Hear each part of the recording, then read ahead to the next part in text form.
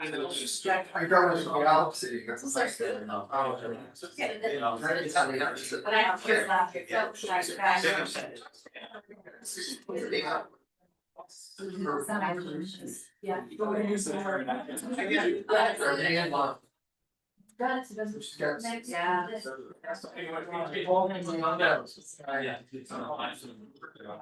Yeah. No, man, 64 people. I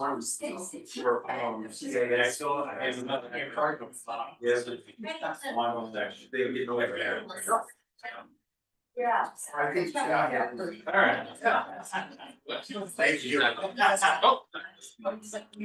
Oh. I got you. We'll talk. Thanks, Lou. Right, we're gonna see it this morning. It is. All we're gonna do. Right. This reading will do more.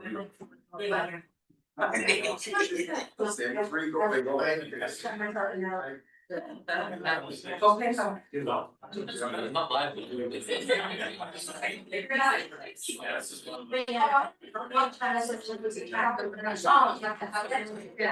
Brand late.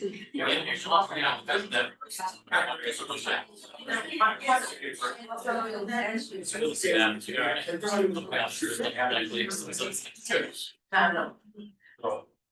Yeah, we got good news. We can have done it. Oh, I can't get past it. Yeah. Good week. Oh, yeah.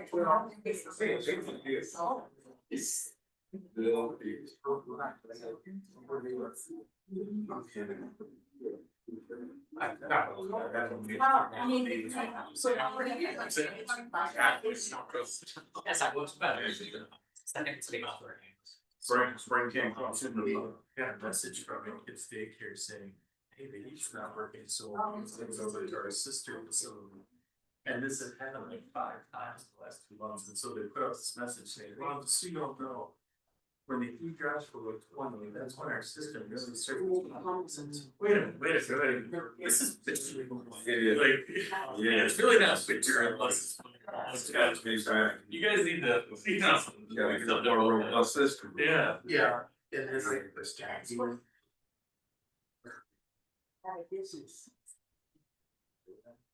Yeah. All right, folks, I will go ahead and call our meetings to order. It is 7:01 p.m. If we can start with a moment of silence, please.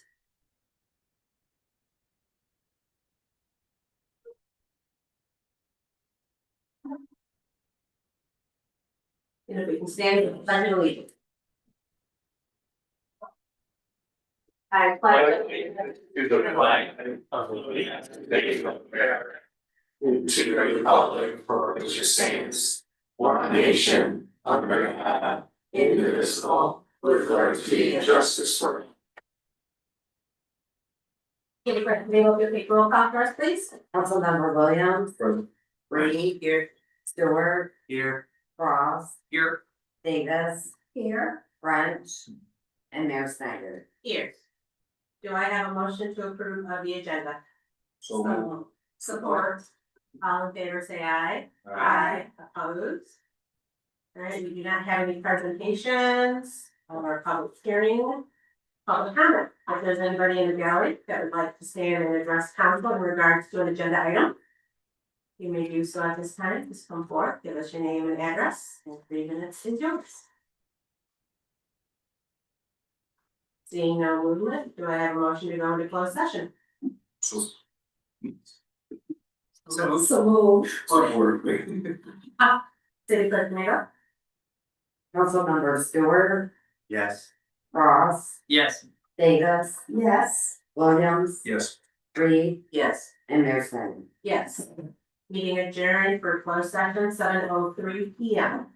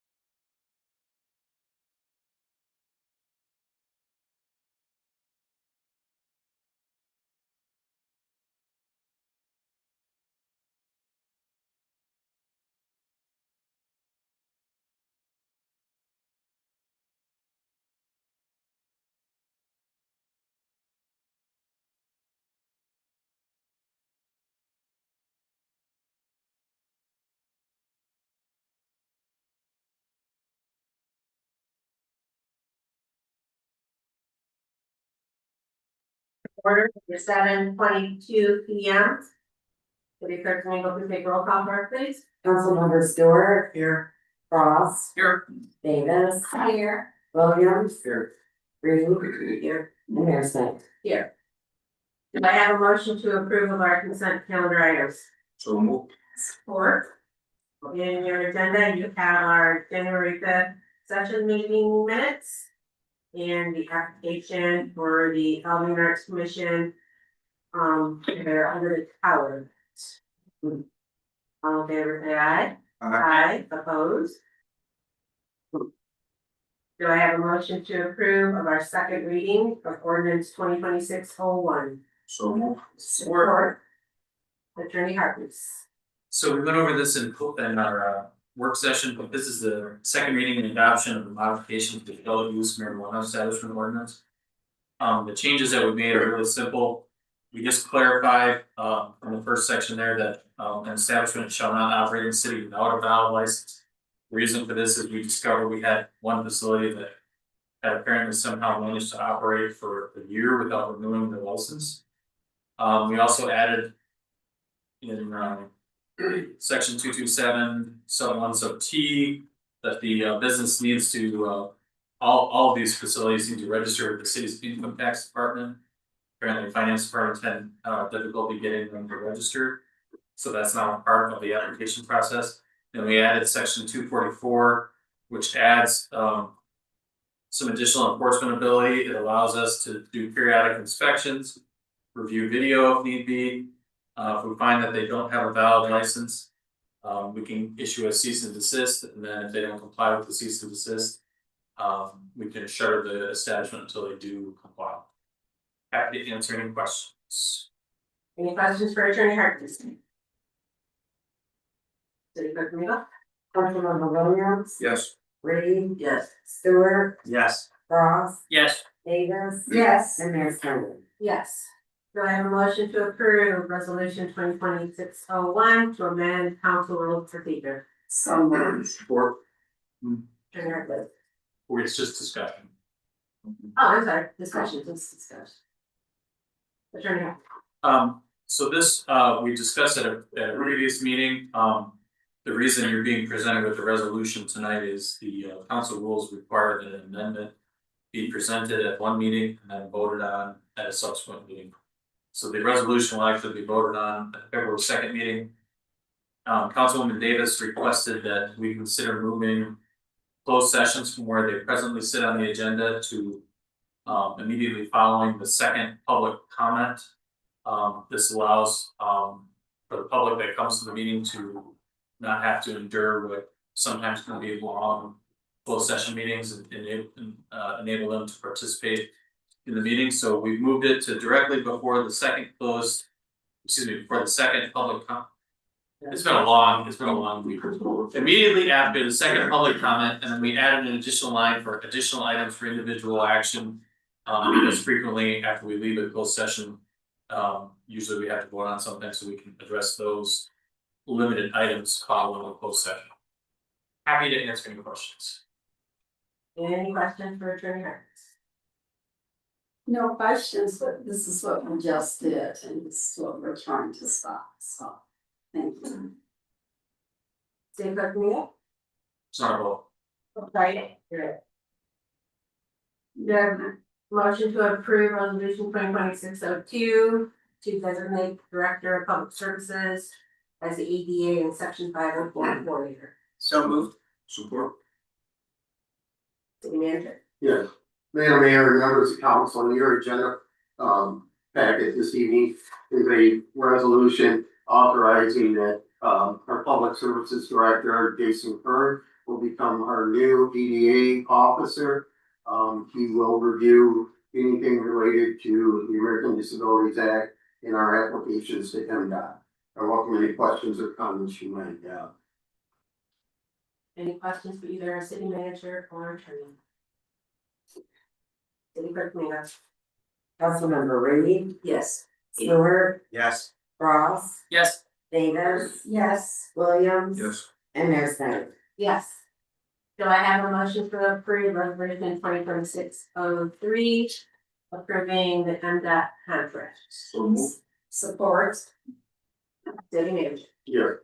Madam Mayor, members of council, in your agenda packets this evening is a resolution, proposed resolution, where it would authorize us to enter into a agreement with a contract with MDOT to do work. This work would consist of improving West Cass Street from Albion Street to AM Street.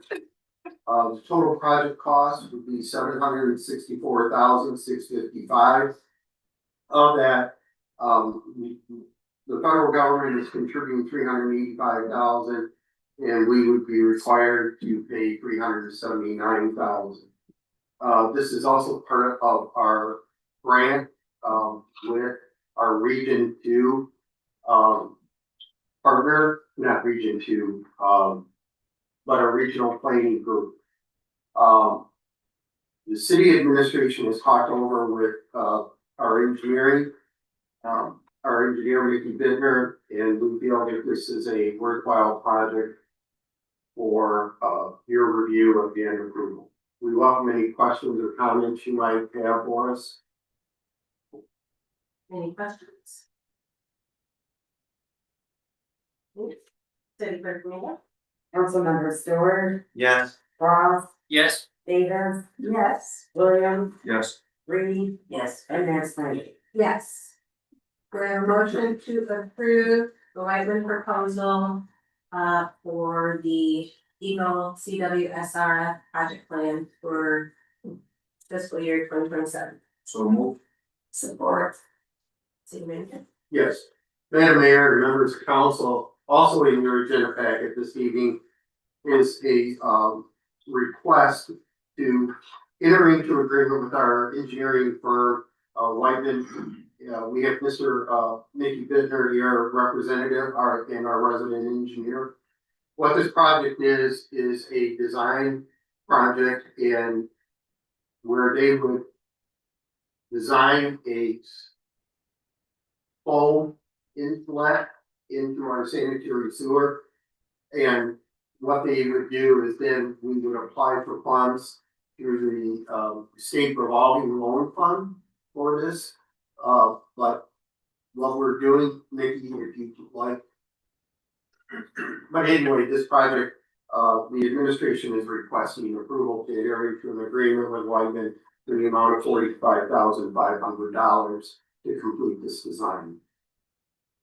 Yes, Madam Mayor and Council, this is just as we discussed at the workshop, but this is essentially the application for the funding. Project plan is the term that Eagle uses for that. And it's a comprehensive evaluation of all the required criteria, and that gets submitted, reviewed, scored. This is competitive, similar to the water SRF, drinking water SRF. This is on the wastewater side. It's called the Clean Water State Revolving Fund, so it's CWSRF. And this would be graded against other applicants competitively. The city fared well on the water side. I think we would do well on the wastewater side because of the overburden status that the city receives from Eagle's criteria. So, and then hopefully we'd be offered a combination of grant and then certainly low interest loan dollars, either 1 or 2%, depending on where we fall with the overburden status. Any questions for either Mickey or city manager? Okay. City clerk Domingo? Councilmember Ross, Yes. Davis, Yes. Williams, Yes. Reed, Yes. Stewart, Yes. and Mayor Snyder. Yes. Do I have a motion to approve the cost to replace our salt equipment in liquid de-icing program? So moved. Support. Director? Thank you, council. This is to kind of, we're right at that perfect spot where our stuff has broke down beyond repair. And instead of reinvesting in something that's old technology and is extremely harmful for the environment and costs a lot of money in the long run, this is where we need to invest in something that everyone else around us is doing and going to. That's gonna save us a lot of money. It's gonna be easier on our equipment, and it's gonna save the environment drastically compared to what we're currently doing. What we're gonna be looking at is the liquid de-icing program, where we're using a thing of a salt solution and an additive, so we're able to have ice melt below all the way down to negative 20 degrees. We're in that perfect spot because the state just did a 5-year study. The cost for the state to switch over to that right now with about 1,500 trucks is about 343 million. So what they're slowly doing is they're slowly incorporating it into every local district. And as trucks break down or get replaced, they're gonna start implementing more and more of this. It's the same with our partners. I reached out to Marshall, Battle Creek, in the county to see what they were doing, and same thing. Marshall doesn't have any plans on doing anything soon. They have all new, fairly new equipment that's salt, so they're gonna stick with that. With us, I tried to figure out what the cost savings would be. If we salted every single road, both lanes in the entire city, that's 108 lane miles.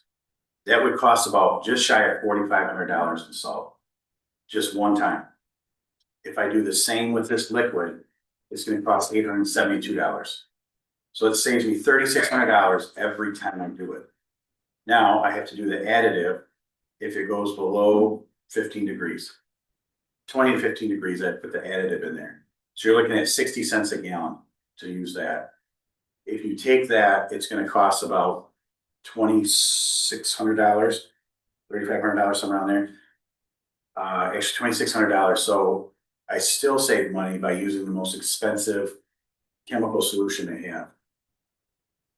The other thing too is that you're not gonna have, like when we're coming into the city hall, no more rock salt. It'll be a liquid solution that goes on.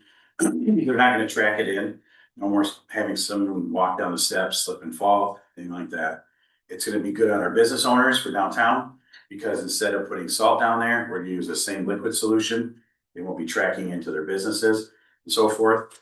And so right now with our new trucks, we did get the one salter back up and running. Our guys worked until about 7 o'clock last night and getting it up and running. So we're back to one salting unit. We're supposed to get delivery of our first truck next week.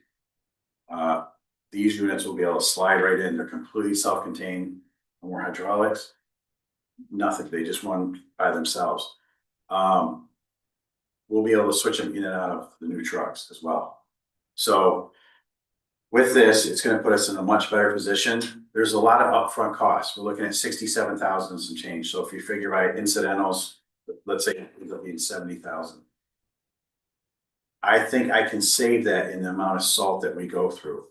And I will be able to make that money back within about 1 to 1.5 seasons of de-icing the city. And then after that, it's just more money in our pocket in the long run.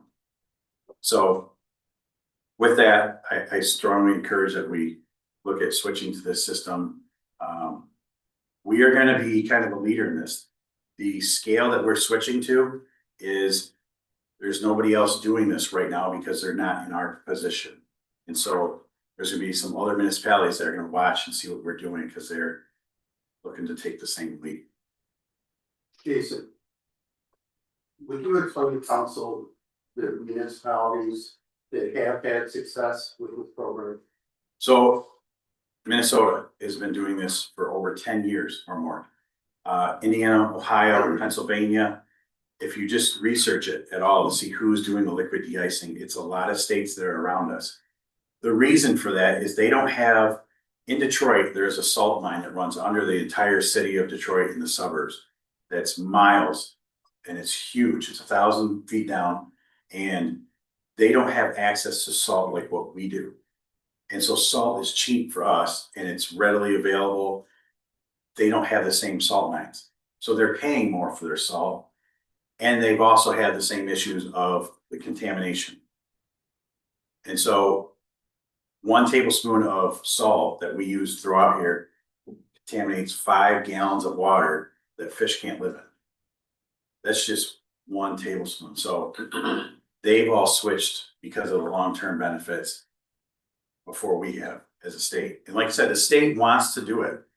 They passed a state law to do it, they had funding for it. Their biggest thing was the implementation right off the bat.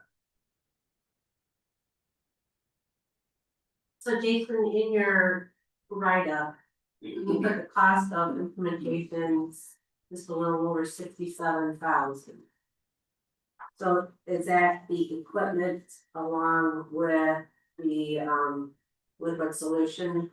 No, so it's the equipment, it's the 2 sliding units that go in the back of any truck, any of our bigger trucks. And it's 2 tanks that go with it. So one's a 10,000 gallon plastic tank and the other one's a 5,000 gallon tank. The 10,000 gallon tank takes the liquid solution that gets delivered in at 20 cents a gallon. And then the 5,000 gallon tank keeps the additive that gets mixed in.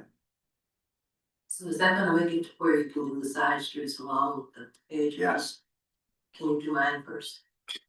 I plan on doing everybody's as much as I possibly can. So, everybody's there. Yeah. So I'm adding up what you had. I'm sorry, CJ. Oh, thank you. Parker Brown. Director Kern, I've got a couple of questions for you. If this gets approved this evening, how soon can it be implemented This week, this week? Okay, so these are supplies that are readily available. with- yes. Okay. Yes. And then, salt, does our city stockpile salt? We have a bunch of salt in bags that we have to use first to get rid of, or? No, so how we get it is by the ton. So we buy it in dump truck load. And so we have about 100 tons on hand currently.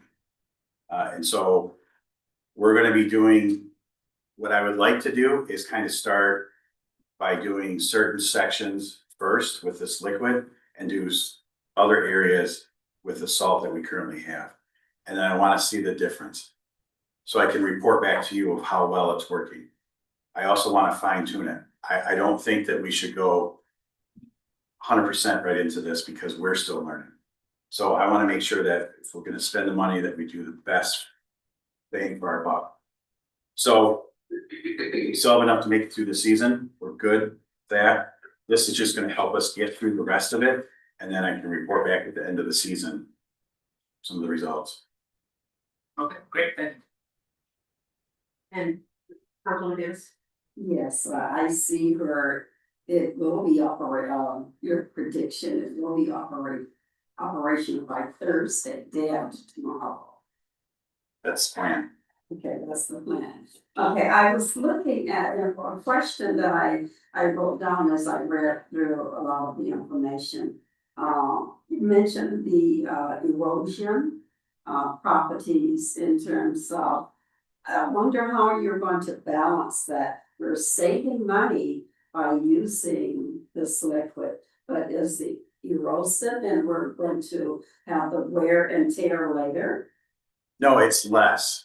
So It's that less. $800 to $3,000 is if we use rock salt that we're currently using. Okay, And so I got that from the figures that from the MDOT study and from Minnesota's study as well.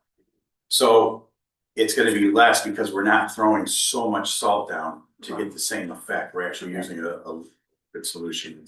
so. It's about 24% salt solution. Okay, so it's less. It's less. Okay, we'll see you on Thursday. And Director Clark. Yes, Um, so my plan to pay for it, it's really street related. So, and we run all of the salt through the street funds, major and local street funds. So the major's doing pretty good, so both funds will share, but most of it will come from the major street fund. And so they will own the equipment, cause it's an add-on to a truck. And so, those two funds are best suited to handle this cost. any other questions from council? Thank you. Jennifer, can you go? Councilmember Davis, Yes. Williams. Yes. Reed, Yes. Stewart, Yes. Frost, Yes, and Mayor Snyder. Yes. Next is our discussion on our city manager search. Permission to approach the podium. Of course.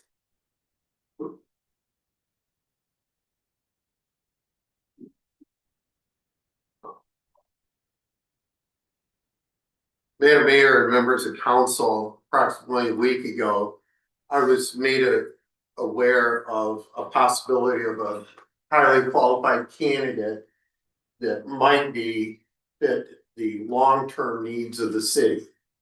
In other words, Ms. Cheryl Mitchell Carrie. Terrio, has voiced her interest in coming back and being our long-term manager.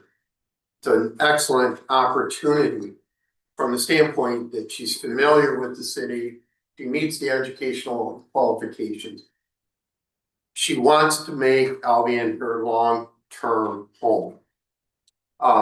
When I was made aware of this, I was very excited and very positive for both staff, council, and our citizens because she is very familiar with the city. And in my circles, my professional circles and affiliations with city manager groups, Cheryl is just well respected, well qualified. I can't say enough good things about her. Immediately, not immediately, after conversing with the mayor, I did call our representative James Freed at the Pivot Group, our consultant who did the last search. We had a long conversation. In front of you, I placed an email that I received from him indicating that the market for a city manager has grown even tighter than what it was when we last interviewed last March. So again, this opportunity has come to us. And so I'm asking and seeking your direction, but my recommendation is I would ask city council to appoint the mayor, our city attorney Harkness, and myself to enter into contract negotiations with Ms. Terrio for the possibility of becoming our next city manager. This contract would be subject to all of city council review and approval. But this is a unique opportunity that has come our way. And it was, I thought I'd be here throughout the summer, but I just believe that we're not gonna find more qualified and respected candidate in this field than Cheryl. So again, my recommendation would be to appoint the mayor, city attorney Harkness, and myself to enter into negotiations. It's a great opportunity for us, and so I welcome any questions or comments you might have. Any comments for our city manager? I think Cheryl was fantastic too, but I would like for you to stay around. I will always make myself available to city council, to staff, and our citizens. As you know where I live, I'm right on. I do, but I'll find out. Oh, okay. All right. So Doug and I typically have a weekly meeting Friday mornings and what we call girl talk. You know, I asked him about yes. I asked him, you know, about the news statewide. And we've had several conversations about city managers departing, issues that are going on in other municipalities, and the challenges of finding qualified city managers. You know, the last time we had an open search, we only received 8 resumes. And 5 of those applicants did not have the degree, nor did they have city manager experience. And the other 3 were questionable. So when James Freed responded to our city manager with his email stating that in his professional opinion, that the pool is getting even more shallow and harder to get qualified candidates. I don't know if each of you have done your own research on Dr. Terrio. Her resume, like, you know, our city manager said she's highly qualified. She has years' experience. She is recognized not only through the MML, but through other national affiliations. So I think right now, I just did a search of city managers, searches going on right now in the state of Michigan. I think there's 12 open spots for city managers right now. And others to come up, because I've heard of other city managers leaving. So the searches haven't opened yet, but I know they're coming down the road. So I think, like, you know, our city manager Terry said, having Cheryl have an interest in coming back to our community to be our city manager, it's a blessing. And I really do think that we need to act on this, like, and I do share the same sentiment that you do, Councilman Reed. I don't wanna see Doug leave, because Doug has definitely done such an amazing job for our city. Just as an interim, you're not an interim, you are our city manager, because you are taking the lead, you are doing so much, and you have the respect of all the directors. And that is true leadership. So I don't wanna see you leave either, but I know where you live. I have your cell phone number, so I'm not worried that you're just gonna leave us in the dark. And I know you always say we don't ever wanna set anybody up to fail, nor would you ever allow that to happen. So I entrust that you're always gonna have our back Yes. and hopefully help us with that smooth transition. Okay. Councilwoman. I got a question for Cullen. What does our city policy call for as far as the hiring process in this manner? So we have a resolution that basically says that any position in the city basically has to be posted publicly before it can be filled. Obviously, we did that when we did our search with pivot group. I mean, it got posted just about everywhere and yielded limited results. So at this point, council can basically pursue any avenue it wants to fill the spot, whether that means another search or whether you have a candidate that comes back and who's interested, you know, whether it's Dr. Mitchell or Haley came out of the woodwork and said, hey, if I want to come back. So at this point, you have discretion, basically, you can fill it however you want. As long as the candidate meets the requirements of the term, because it's already been posted, so we've already complied with the resolution regarding posting. Councilwoman Davis. Yes, I see this and thank you for the work that you've done on this. I see this as the best of two worlds. One is your experience has proven very beneficial. So we know that experience matters, you know, and your willingness to, if I remember correctly, that as a new person comes on board, you're willing to work with them. And I don't know if we have a certain number of months or, you know, time, but at least you'll be willing to work with her. So she can, whoever can hit the ground running and not try to reinvent the wheel. I'm familiar with Cheryl and Cheryl's work, and also when I'm involved here with MML, she is right there. It is astounding the number of people who seek her advice, who recognize her as a professional with experience. And I think it'll be the best of both worlds if we have your guidance and her leadership. I think we can continue the proactive momentum that we have on the council and the city. So hopefully we will be able, and I'm really pleased that she would like to come back. She did a good job when she was here, and she wanted to move back. So. I'm going to LSU to coach football. No.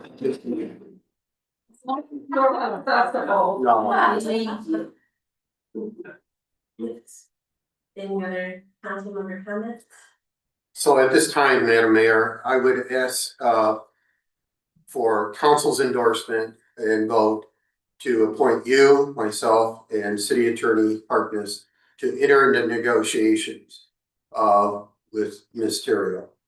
So we need a motion. Yeah, I was gonna- I would like to move, I support. I didn't finish, but yeah, okay. It is, yes, sir. City Manager, did you catch that motion? What was it? Okay. You pull your roll call first, please. Councilmember Williams, Yes. Lee, Yes. Stewart, Yes. Ross, Yes. Davis, Yes. and Mayor Snyder. Yes. Thank you, City Manager. Thank you. Alright, next, we have an application in from Tom Welch for the district library and our planning commission.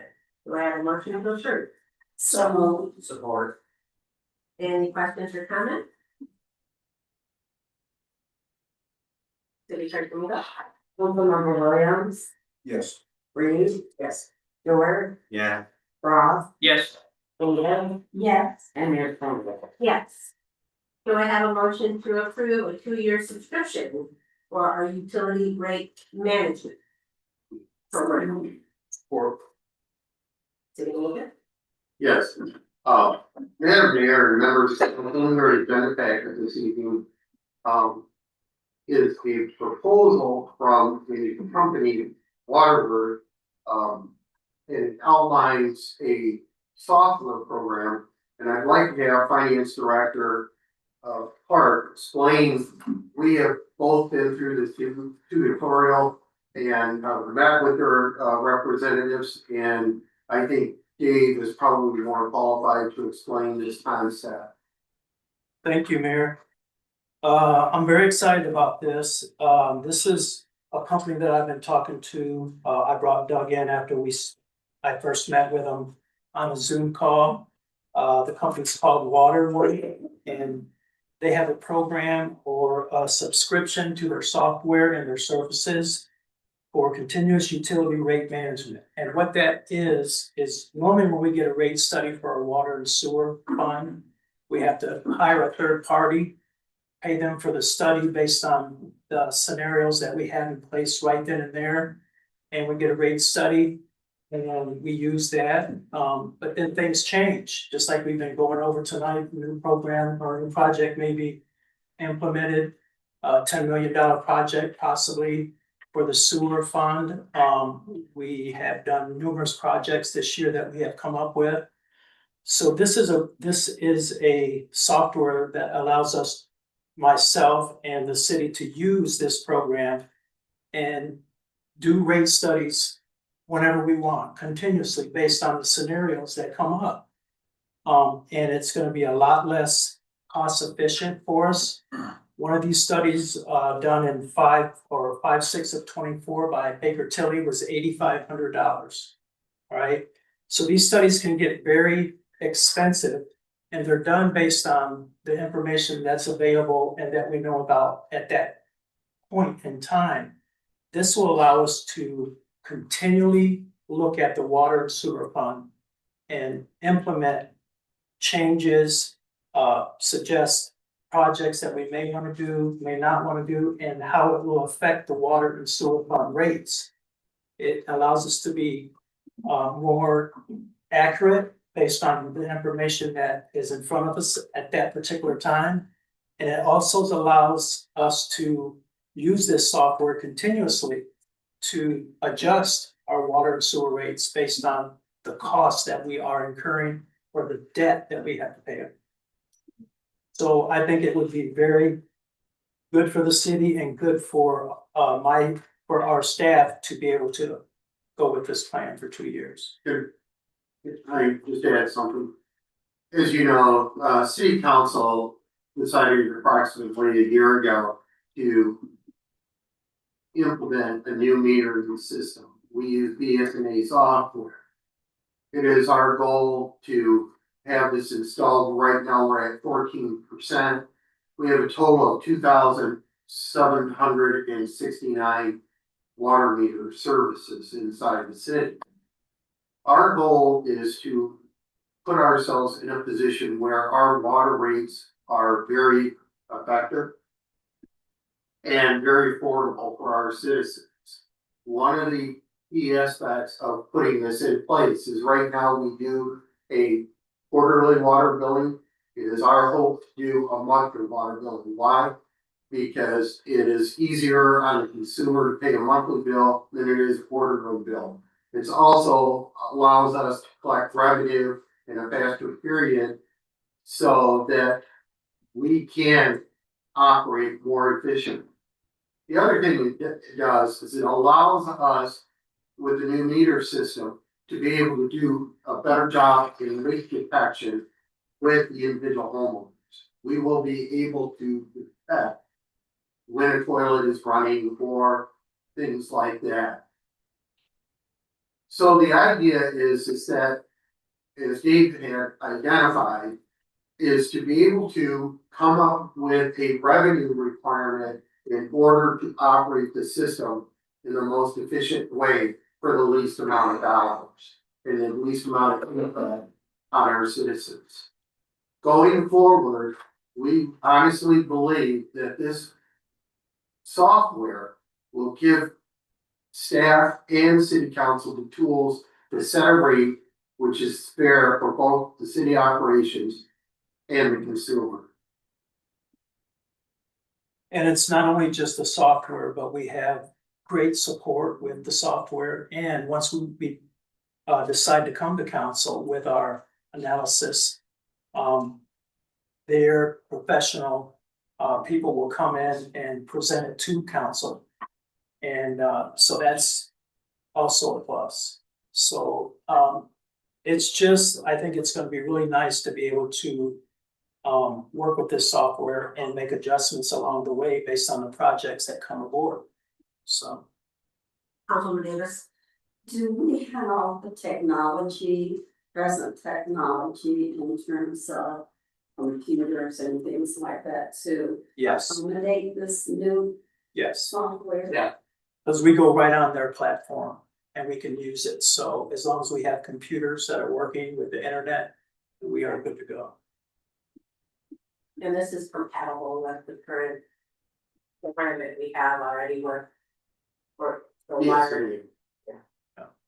And just to let you know the cost, it's $16,740 for 2 years. And if you go a few pages back, you'll see the different subscriptions. We have decided to go with the 2 years subscription. It will save us 20% versus going with it for 1 year. And we just want to get a feel if it's going to benefit us the way we think, instead of going into a 3-year period or a 3-year subscription. I'm thinking 2 years would work. It'll give us a chance to work with it for 2 years and see the benefit that we can get from it. Thank you, Mayor. What kind of data does this platform or this third party need from the city? Yeah, so what'll happen is I will feed it all the information from the water and sewer, cost, revenues, all our debt that we pay for the projects that we have. I will also let them, give them the information of the projects that we have going forward, all our capital projects that relate to water and sewer. And so they will enter all that information and come back with analysis and reports that we can use. And then as things change, we will add that information to it. If we decide we want to try something, we can throw it in there. If we don't think it's going to work, we can bring it back out. So it gives us a lot of flexibility. But it's mainly just the water and sewer revenue, financial information, plus all the projects that we have going on, all the debt that we're paying. And it's just all the financial makeup that we put into the software, and then it spits out results. And how often do you feed this software? Whenever you just want to use it, or is it? I can use it whenever I want. When something comes up and we're thinking about a new project, I can enter it into the software and it will spit out what the revenue possibilities need to be. We can adjust it. I mean, it's very, very flexible. It's different than just one rate study at one time, just for that particular information at that time. It's flexible. It can be used over a 2-year period. So, Alright, thank you, all right. Do we have any other questions for either Director Clark or City Manager? Great, City Clerk Domingo? Councilmember Reed, Yes. Stewart, Yes. Ross, Yes. Davis, Yes. Williams, Yes. and Mayor Snyder. Yes. Future agenda items, anything that council would like to see at an upcoming meeting?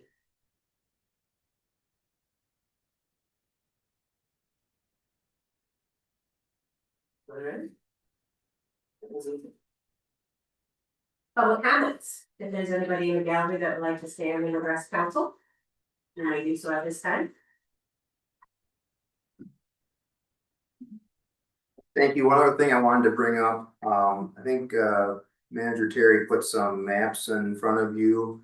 And just wanted to give you just a quick synopsis. As you're all aware, this past summer was pretty chaotic at times, getting around town with all the construction. And that was just a warm up for what's coming this summer. So it's really the culmination of a lot of successful opportunities and grant funding that was obtained, and the timing kind of hit between last year and this year. So it's great news for the city, but it will be another summer of a lot of streets torn up. So we had a map like this for last year that showed all the different projects, and this one shows what's coming up for 2026. And some of these are remaining projects from the water project that began last year. And several of them are new, and specifically West Cass Street, which was mentioned as your agreement with MDOT that was approved tonight. We also have Albion Street from Erie up to the railroad tracks, from West Erie up to the railroad tracks. We have Dean and Hoagland around McIntosh Park, and Albion Street and Dean and Hoagland are part of the congressionally directed spending. That was a legislative grant that the city received for $4 million. And then another one is Beamer Street. And that includes a block of Magnata and a block of Dean as well. And that was a CDBG project that was received this past year. We have put a lot of thought into the coordination, and we have stipulations on when some of these projects can begin, when they must begin, or when they can't begin until, when they have to be completed. Just trying to minimize the disruption. There's detours that overlap, so there's a lot of coordination in this.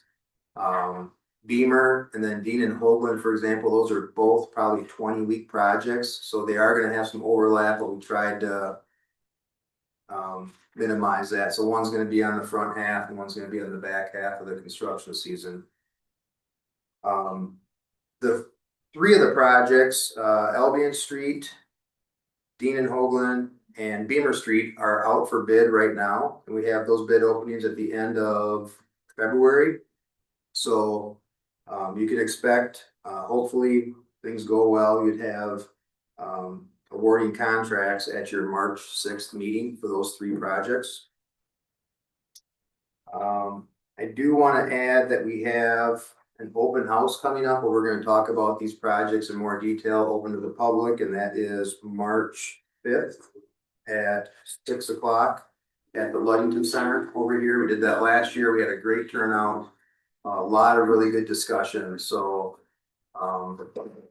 sure if that's been published yet or not. No, I think that's a tentative meeting place because the Ludington Center, I don't know, is available yet, but we're gonna go. But we're gonna stick with that date, I believe. We want to Yeah, plan for that. it'll be either there or up at the high school. Okay. After speaking like that, I'll be applying for the water boy at LSU.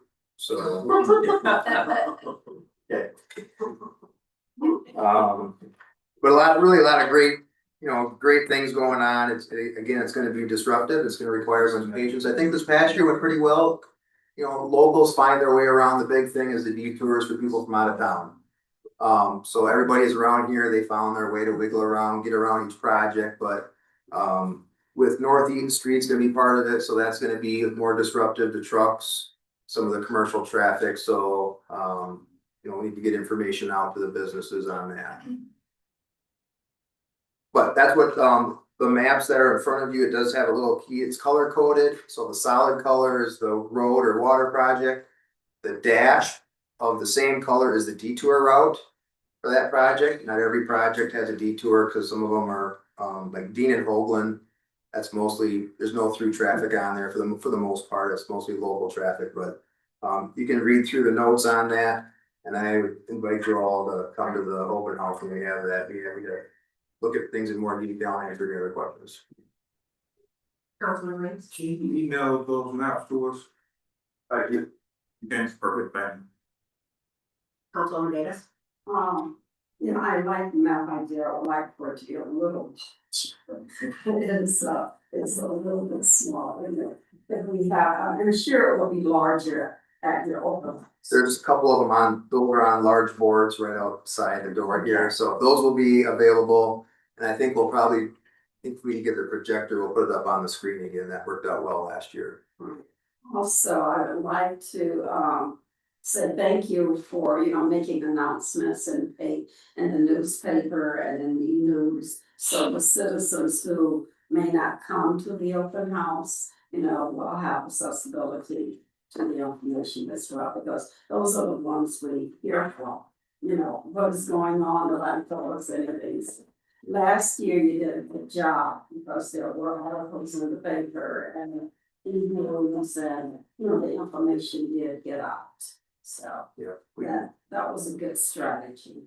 we had a great turnout last year at that open house, so I think the room was full and a lot of good discussion during and afterwards, so.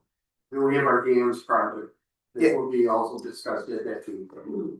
Yeah, so that one, just for your information, right now, we're applying for additional grant funding for construction, so the design is progressing along. We're working on permitting and additional grant funding, so that's gonna be the big, kind of the missing pieces there. The permitting, I think, will get worked along, the funding for construction, or demolition will be the key part to secure. With both, with Dean, Hoagland, Beamer, Magnata, and I can't remember the other street. Dean, the other block, one little, Dean. Yeah, I imagine there's gonna be a lot of overlap there. Yep. Is there anything we can do to help those residents in that area? Yeah, I mean, cause they won't have a street they'll have to go street after street down construction just to get away from home. Yeah, that's part of the reason why those two specifically, I think we have one of them starting right around the first week of April. And the second one, I think, is the first part of July. There's gonna be probably 6 weeks of overlap. Because they're both 20-week projects. Those are both really large projects, so there will be some overlap on those. To your point, people are gonna have to use probably Broadwell, or you look in there, there's a couple sections of Broadwell that are gonna be under construction as well, so it is gonna be some taking. The contractors will have to maintain traffic for local traffic, so not through, but like, someone that lives there, they're gonna be able to get in their driveway. I would say all the other, at the open house, but there will be times when they can't get in or out of their driveway, and they'll try to communicate with them if they can catch the property owner or maybe leave a note for them, but when they're pouring curb past their driveway, you wanna make sure you have your car out, because you can't drive on it for 5 to 7 days, so. But those types of things will be coordinated, but they should be able to get, it's gonna be driving slow, it's gonna be gravel or sand, so they'll be driving through there, but it'll be inconvenient for sure. Right. When did you say the open house was again? March March 5th. March 5th. Yes. Can we get mailers? Something, We can try. please, I mean, that whole western side of town over there. If, I mean, at least those people, cause they're gonna burn me at the stake. What we can do is, we have a young lady that we work with, that might be able to help us in that regard, trying to send out, if anything, a mailer to invite. Yeah, just trying to get people out to the meeting, Yeah. yeah. But We can talk about it offline. Yeah. Yeah, But I think that's gonna be pretty similar to, the construction that we had on the road. When that whole street, you know, with all the residents there, yeah. you know, very similar. I just think we need to also kind of keep in mind the splash pad and the traffic that typically goes there, with the kids. Just wanna make sure the kids can get there safe. Yeah. Yeah.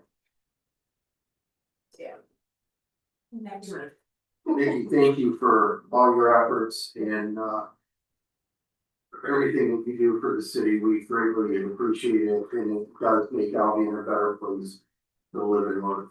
Yes. My pleasure, it's been great, it's been fun to see the improvements take place and all the funding that's been secured, and that excites me a lot, cause it's been a lot, it's substantial. So, Thanks, Vicky. Any other public comment? Alright, city manager report. Mayor, members of council, I have a couple things I want to talk about. But I just wanted to see if Deb, Kelly, our EDC, would you like to just address city council and just give a 30-second report on your efforts and what's going on inside the city? Sure, be glad to, thank you. Just keeping very busy, doing a lot of house cleaning, number one, getting my organization kind of starting at ground zero, making it better from the ground up, so we can start doing some really good projects here in the city of Albion and our region. Working on some brownfield projects that are coming to fruition, so that's exciting, so really excited, I can't say it now, but really excited to announce it here soon. Let's see, started my business retention and expansion visits with my manufacturing companies. Just getting some new ideas of how the things that they need, things that they're doing. Team One Plastics, for example, they're investing $2.3 million for their business expansion and new machinery and equipment. So that's great news. So just lots of little things going on, trying to redo a lot of governance paperwork for the organization, things like that. But other than that, it's been a great 2.5 months. And looking forward to really getting embraced in a lot of great projects for help. So, did anyone have any questions for me? Council names. Yes, as early as last evening, someone informed me regarding housing improvement and grants that may be available or monies that may be available. What does that look like now? Well, unfortunately, right now, we don't have any grant funding for housing rehab, things like that. I know that we're working closely with city staff for a My Neighborhood 3.0 grant, but that's gonna be to construct affordable housing. So right now, we're referring a lot of people to Community Action Agency, unfortunately, but they've been, right there to help. So if you do have some folks that, need some guidance, please send them our way. And Amber on my staff, she has some great resources and some connections that she could help them with. All right. Thanks. Sure. I think we talked to the same person, Vivian. Thank you, Deb. Absolutely. Thank you all. Thank you. We appreciate your financial confidence. That's just for. I'm still working on it. With Dave's help, of course. Thank you. The other things I have, Mayor, as Deb had indicated, we will soon have before you a PA 198 tax abatement application. This is for Team One products. We first have to create a district of the property, and then they can submit an application for the new improvements they're putting forth in their business.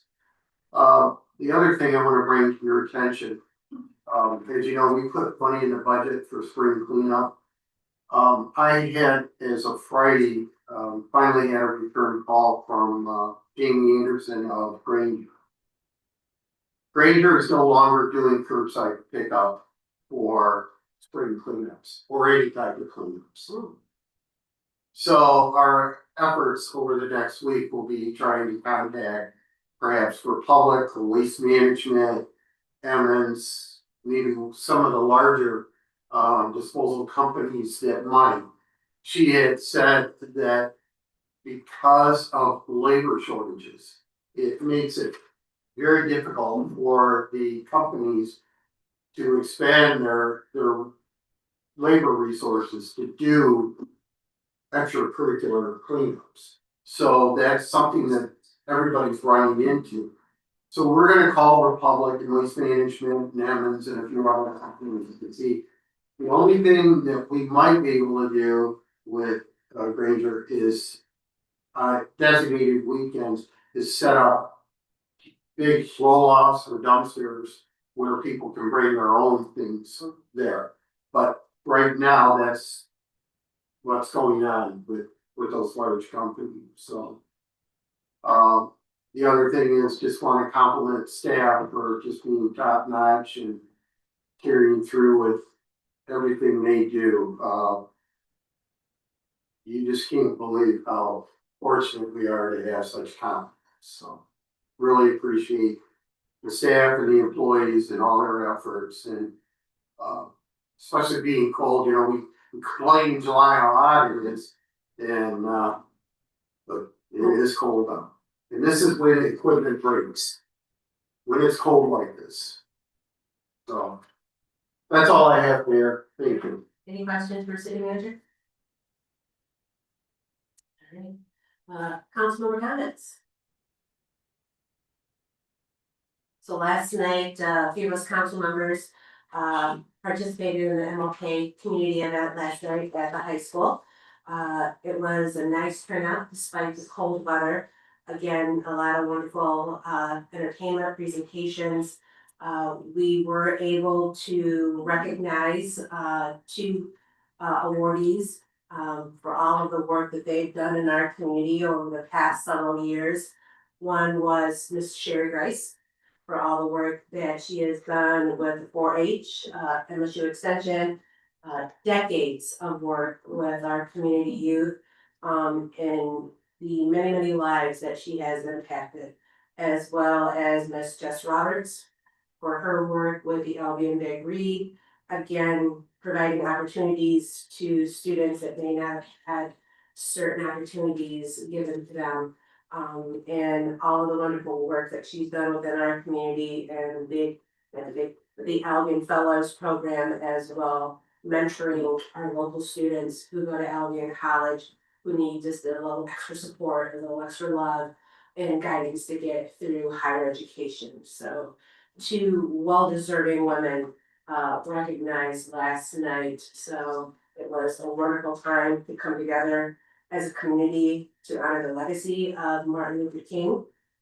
Want to invite you all on Monday, this coming Monday night. The college will host their MLK event because, of course, their students weren't back this week. They'll be back next week.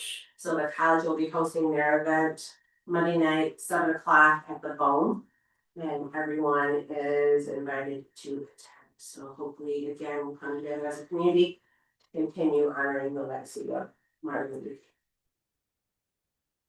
King. Any other council member comments? Do I have a motion to adjourn? What was that?